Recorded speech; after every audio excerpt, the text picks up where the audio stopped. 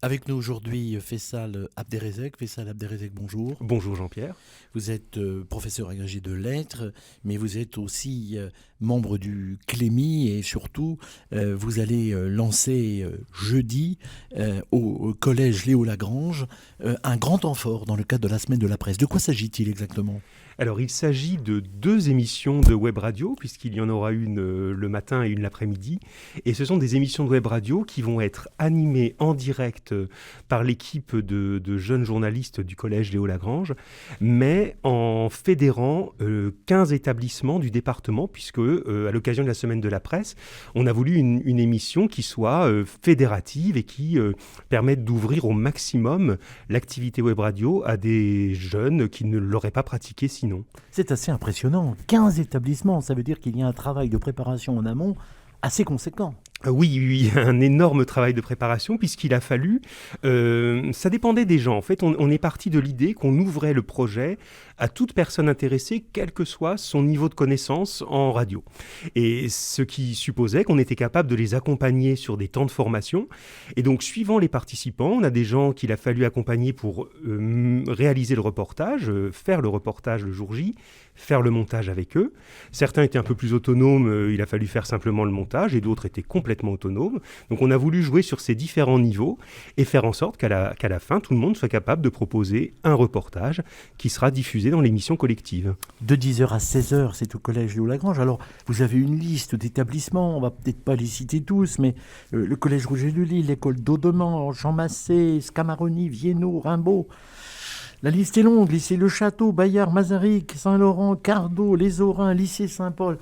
Bon, c'est quand même assez impressionnant. Et ce qui est impressionnant, c'est les qualités que ça exige, parce que chacun y trouve son compte. Vous avez le journaliste, l'animateur, le rédacteur, le technicien, et puis le travail transversal à faire en équipe. Exactement, et c'est vraiment les retours que je commence à avoir des collègues qui ont travaillé avec nous et qui nous disent « Oulala, mais on est vraiment content d'avoir découvert ça, les élèves ne s'attendaient pas à rencontrer des gens, c'est déjà ça la radio, la possibilité d'aller à la rencontre de personnes qu'on n'aurait pas rencontrées, et même si ce sont des élèves, c'est vraiment quelque chose d'intéressant. » Est-ce que vous allez avoir des invités ou des fils rouges ou des personnes qui vont venir être interviewées ? Oui, justement. Alors, il faut que je vous dise le thème de l'émission pour cela, puisque voilà, on va intituler cette émission « Visage d'Ardennes ». Et l'idée, c'est justement de travailler sur le regard que les Ardennais ont sur eux-mêmes, mais aussi ont sur le monde. On a voulu aller dans ces 2 directions-là. Et pour répondre à votre question sur les invités, une des premières choses qui a intéressé mes élèves, ils m'ont dit « Écoutez, monsieur, dans les Ardennes, on parle un peu bizarrement des fois. On a un patois, on a un langage un peu différent.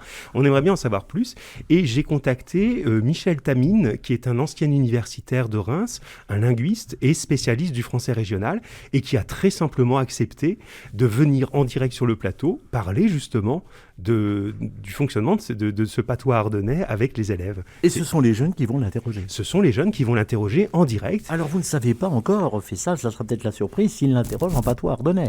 Alors je ne sais pas, mais on a prévu un petit quiz justement parce qu'on essaye de faire en sorte que l'émission soit interactive et on va justement essayer de faire deviner des mots quand même à nos auditeurs et en espérant qu'ils vont se prêter à ce jeu justement. Alors évidemment, vous avez souvent le concours de médias locaux. Vous allez travailler avec la presse quotidienne régionale, par exemple ? Oui, nous avons reçu un accueil très très chaleureux de Madame Anne d'Espagne, qui est la récente, pas tout à fait nouvelle, mais récente rédactrice en chef de l'Ardennais Édition Ardennes, et qui s'est beaucoup intéressée à notre projet, qui sera également présente en studio pour être interviewée en direct. Cette fois-ci, on parlera de la presse. Et on ouvrira même de manière internationale à la liberté de la presse d'une manière assez tristement concrète, puisque nous aurons en direct aussi un journaliste qui s'appelle Farhan Matar, qui est syrien, qui était un grand journaliste de la télévision syrienne, même assez célèbre, j'ai travaillé avec lui pour préparer l'émission, et qui du jour au lendemain, en 2011, au moment où la guerre a commencé en Syrie, a dû s'exiler parce qu'en tant que journaliste, il ne disait pas ce qu'il convenait de dire. On va revenir bien sûr sur ce programme exceptionnel de jeudi, toute la journée, 10h-16h, au collège Léo Lagrange, Radio Léo. Mais Radio Léo, c'est toute l'année, Faisal Abderrazek. Oui, Radio Léo, c'est toute l'année. Nous avons installé un studio dans notre collège, qu'on appelle, en petit clin d'œil à Radio France, le Studio 103, voilà, puisque c'est la salle 103. Donc nous avons notre Studio 103, qui est un lieu fixe, qui ne ressemble absolument plus à une salle de classe. Pour moi, c'était très important que ça soit un lieu où les élèves sont en dehors du cadre strict de l'école, et un lieu qui puisse investir justement pour travailler la radio. Et on l'a vu l'an dernier, et on le voit sans doute encore un peu aussi cette année, avec le confinement, vous avez été pratiquement tout de suite opérationnel avec la radio. Oui, justement. Et vraiment, bon, je suis, et je ne le dis pas uniquement parce que je suis à votre micro, mais réellement un amoureux de la radio. Et je sentais au moment du confinement que c'était ça qui allait sans doute pouvoir nous sauver de la difficulté qui arrivait. Souvenons-nous, au mois de mars dernier, les enseignants, on s'est retrouvés du jour au lendemain à devoir faire cours à nos élèves d'une manière que personne n'avait jamais expérimentée.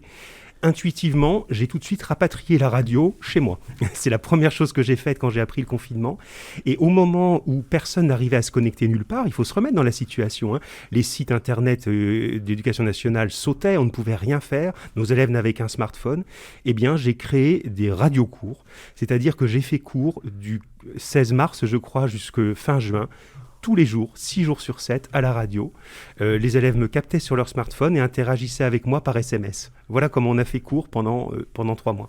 Ça, ce sont les effets très positifs de cette radio. Et puis, il y a le concours École Média. Et puis, peut-être, dans l'optique l'an prochain, en espérant que les conditions sanitaires évoluent, d'un forum d'éducation aux médias, un fameux FEMI, qui serait une vitrine de ces web radios. Oui, c'est vraiment l'objectif que l'on se donne. Et le travail de cette année avait justement pour ambition de se dire... Allez, on n'est pas mort.